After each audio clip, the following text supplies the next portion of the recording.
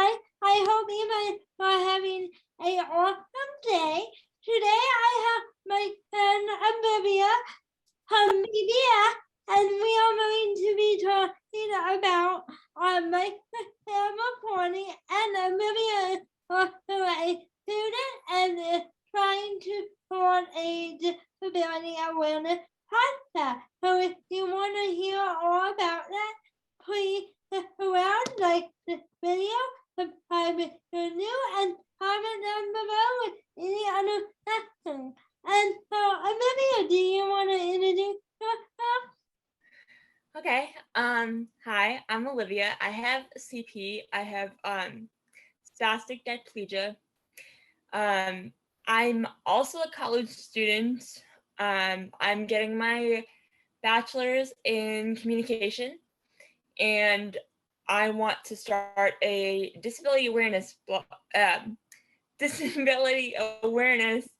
podcast, and also maybe a blog if I have time for that, because that's a lot of work. Yeah, it is. But hopefully I'll be able to start that. It's definitely worth why. It's definitely worth it. You meet amazing people, and you meet amazing comments, and you build an amazing community when you do that. Yeah. And you make the world a better place too by doing it. Yeah.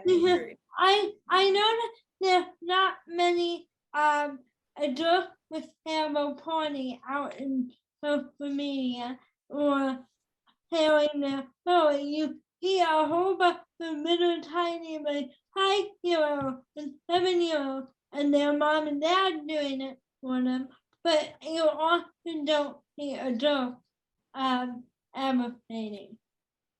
That's an interesting point you make, because I was thinking about this the other day, how there's a lot of other like parents that have kids with CP that have Instagrams for them, but past a certain age you really don't see a lot of people on social media, especially with CP, because I feel like it's known as more of a childhood disability, even though it's lifelong. So we grow up eventually. Right.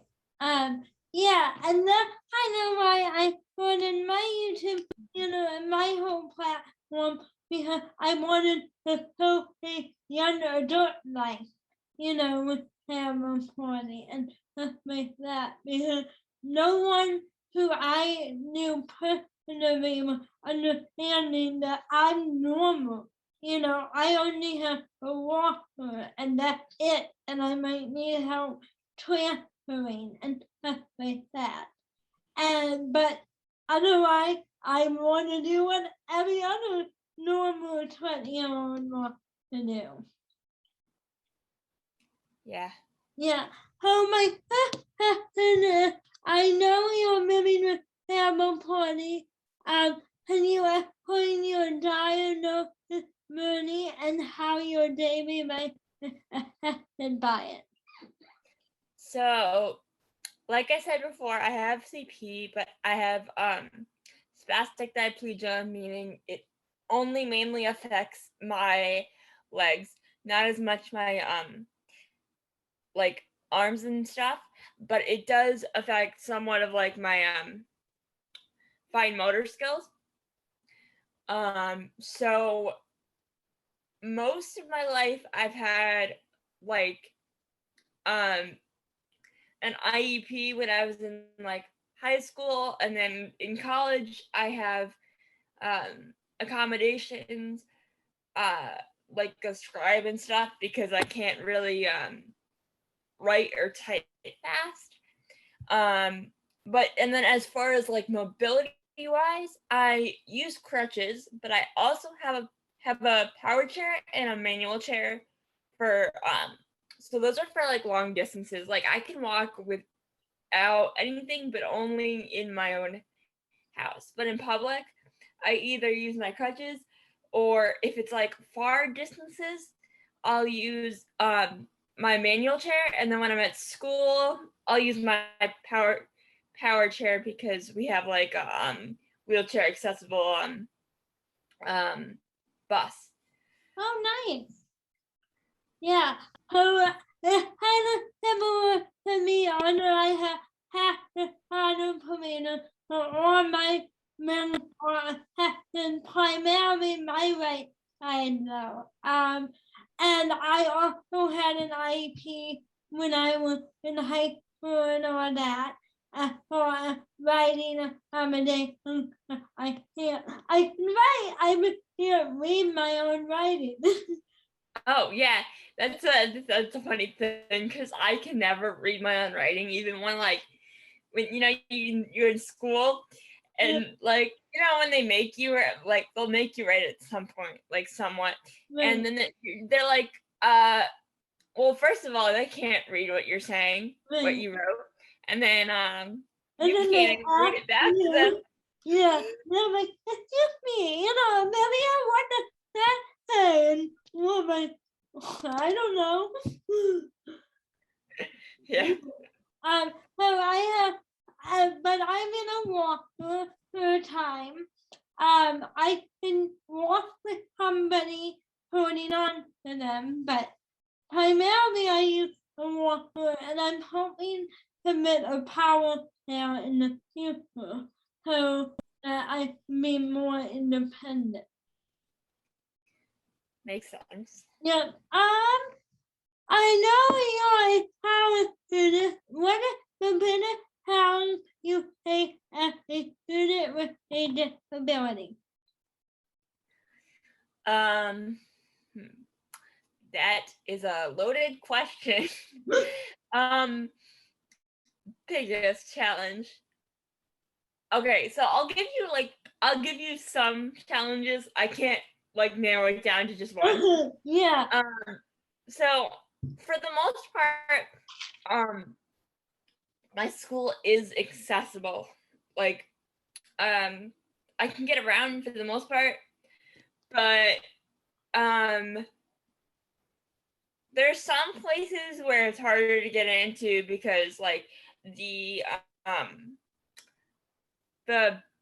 like the buttons you hit to open the door? Yeah, some of those are broken. Oh yeah, So, been there, done that in high school. yeah. It's so annoying.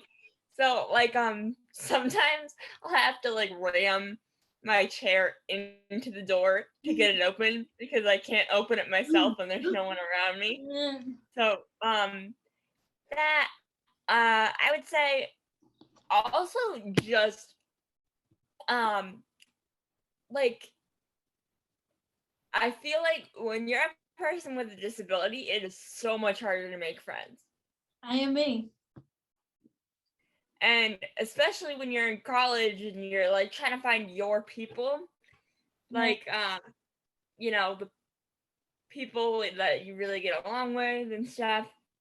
Right. So yeah, that's been hard. Sometimes just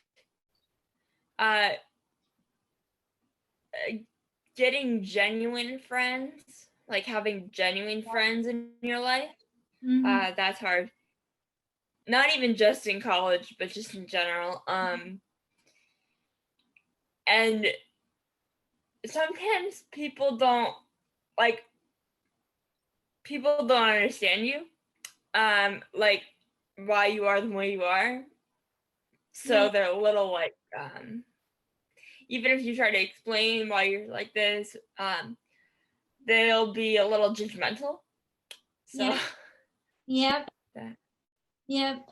And I completely agree with you when you say it's really hard to make sound, and that's why I'm part of BBS. Not only the work on the more I want to work on, but the more so build a community of people who actually understand, because people don't often understand disability. when they think they do and they don't, you know. Yeah. Yeah, and so after me, I started a support note type of thing. Not even a support note, a place to make someone who also has disabilities. So I can send you that information if you want to, too.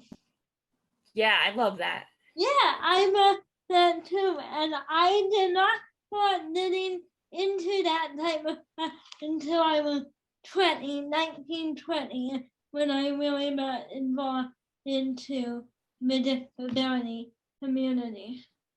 How old are you exactly? I'm 20. You're 21 or 20. 20?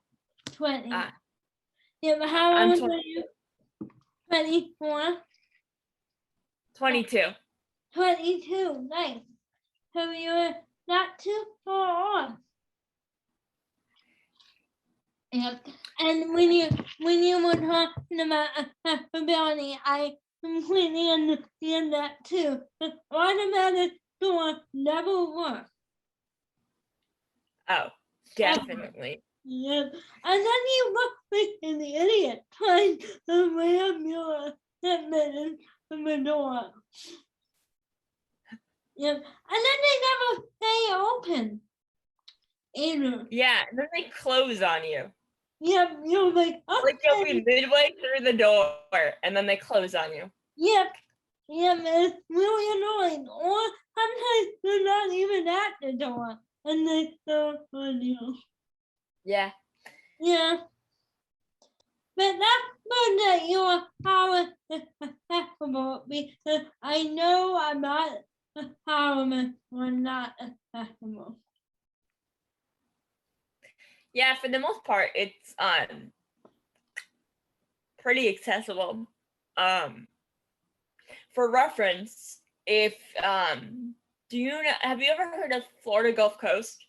Uh-huh. Yep. That's where I am. Oh, nice. Nice. Yeah.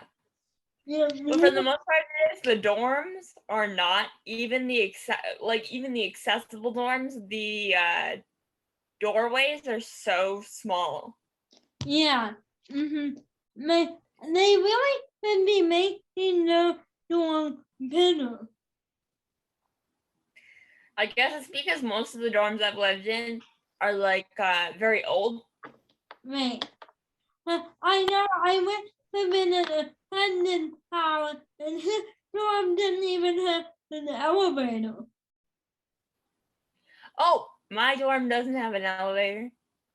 How do you get up there to your room? I live on the first floor, so I don't have to go upstairs. That's lucky. That's man. Oh yeah, but that's been and this is kind of similar to the last one. But after younger dirt, what is your middle town with Hammer 40? What's the question again? Can you repeat it? Yep, after younger dirt, what is your middle town with Hammer 40? So just in general, or that like the first one was college, and then the this one's like in more general terms. Yeah, yeah, yeah. Okay. What is the most challenging? I would say,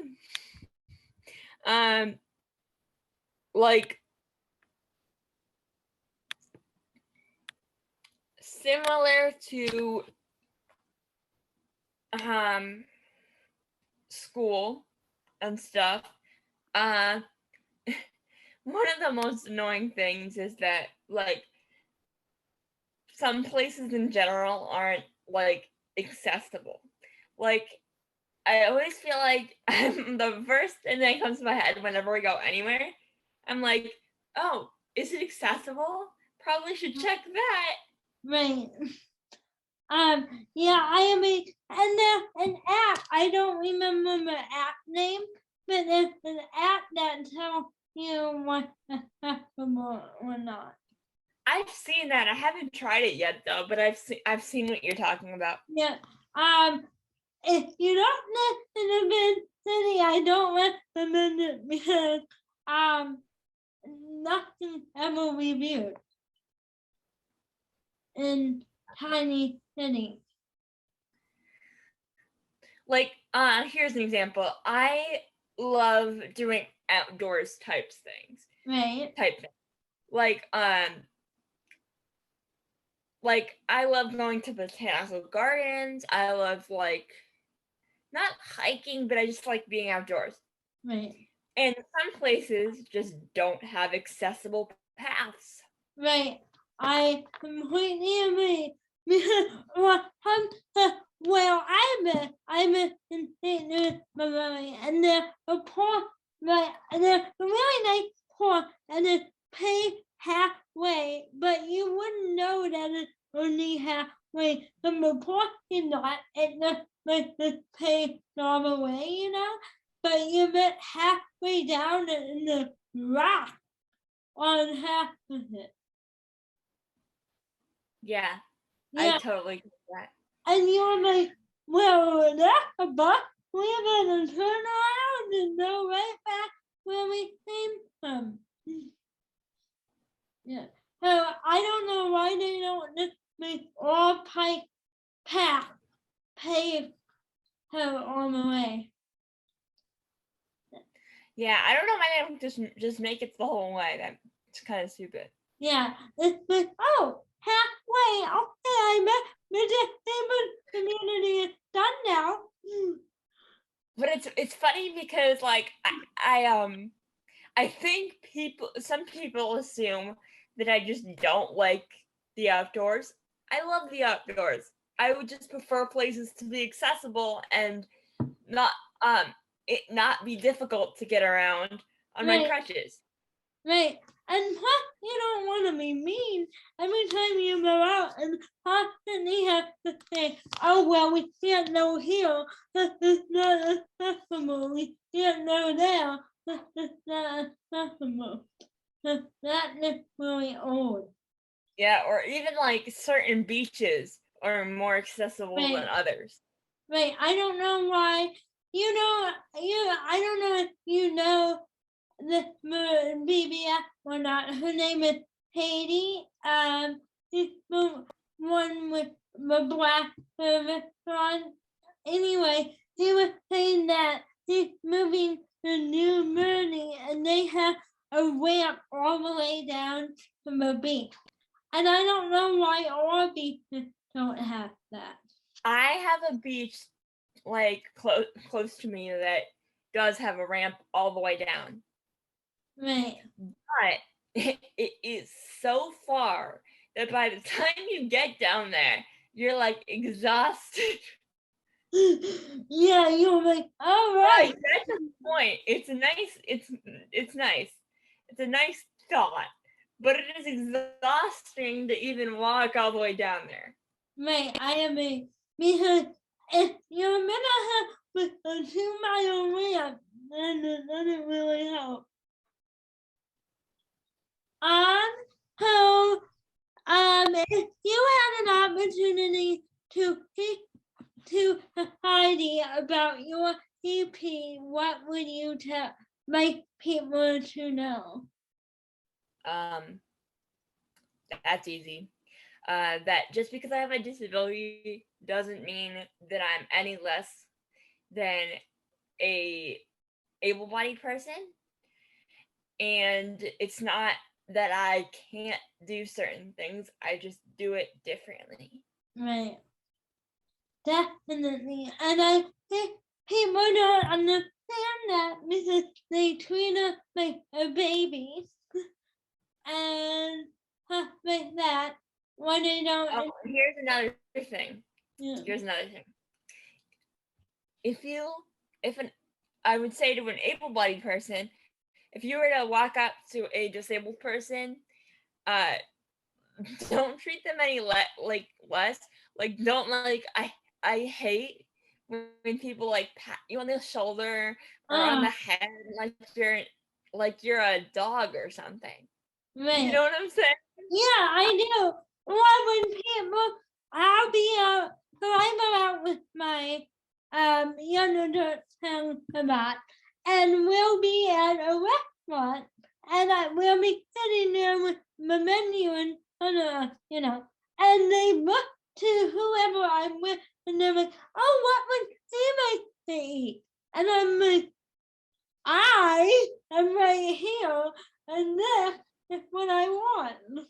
Why do people do that though? Like, why can't you just talk to the person, not the people around them? Yeah, let us know in the comments if you know why people do that.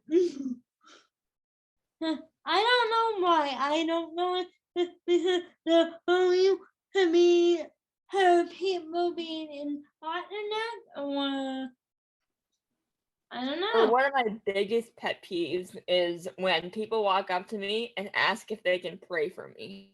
Yeah, I'm like, well, when someone says, "Oh, you're an inspiration," I'm like, I'm an inspiration. Okay. It depends what context though. Right. Like, okay, if you're inspiration because you're disabled, that's messed up. But like, if they say it's for a different reason, Right. then it's not like offensive. Right. I made it about because I'm disabled. Like, I'll be walking in a park and they're like, "Oh, you're an inspiration." Oh, totally. Like I get that all the time. And especially because I have these two friends. They're a little bit older than me and Right. they have CP just like me and they have the same kind. Right. And we'll be at the pool, their pool or whatever. Like it's the like community pool thing. Right. And like people will come up to us and be like, "You guys are such inspirations. Look at you get out of the pool all by yourself." Oh my God, I would die if someone said that to me. I mean, what do you say to those people? I don't know. I don't know either. I'm like, whenever people say that to me, I walk about 2 miles, 3 miles every other day, and people will be like, "Oh, you're an inspiration." I'm like, "Okay," because I'm walking in the park. All right. I never did it in the other context. That's the weird thing ever. I mean, I get it in other contexts from like my parents, Right. but they don't mean it in like an offensive way. Right. Like I'll be doing something, like I don't know, totally mundane, like, and but like I don't know, like I'll work out or something. And if someone says you're such an inspiration because you work out, that makes sense because it like motivates you. Right. I mean, it motivates the other person to work out. But Right. like, you're such an inspiration Right. because you're disabled. That doesn't make no, it doesn't make sense. So only make sure if you come up to anyone with a disability, watch your contact before you say that. Please, we'd appreciate. We'd really appreciate that. Sorry, my iPad went black.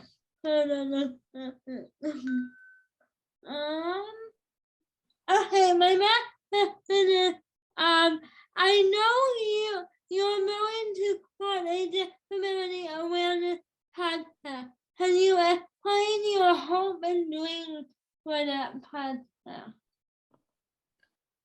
Okay, I'll give you a little insight on it because actually I have a title. I have a title and stuff. Oh, you do good. Yeah. I know you were working someone. but you'll be the first one to hear this. Okay, so it's going to be called Living My Best Disabled Life. Oh, nice. And it's gonna have so it's gonna sometimes I'll just be talking, but sometimes I'll have like special guests. Yeah. So like the topics will range from like disability and relationships, confidence, self-esteem,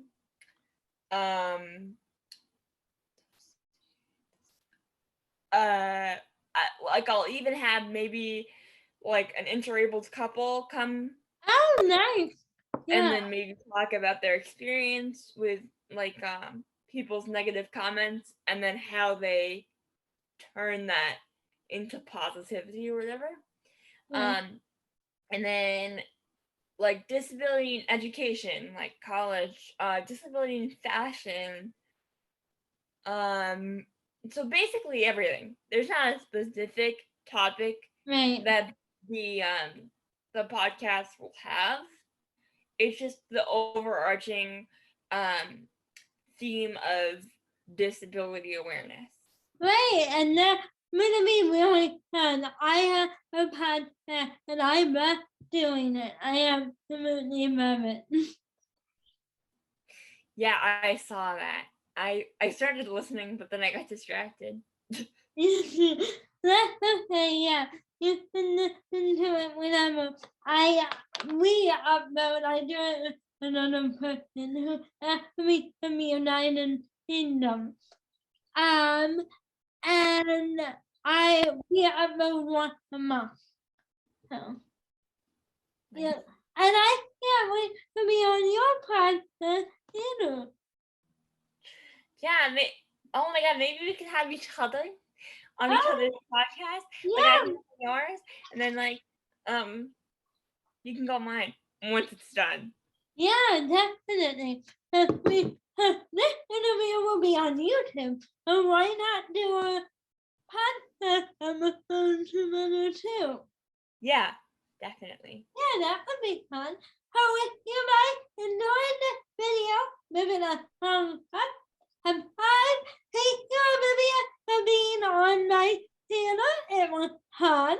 I hope you guys enjoyed this interview. If you want to have Olivia out, I'll put her Instagram down in the description. Is that okay? Yes, that's fine. Yeah, so I'll put it in the description down here. Make sure you go follow her and her podcast, Moody at the Austin, and I will see you in my next video. Bye bye.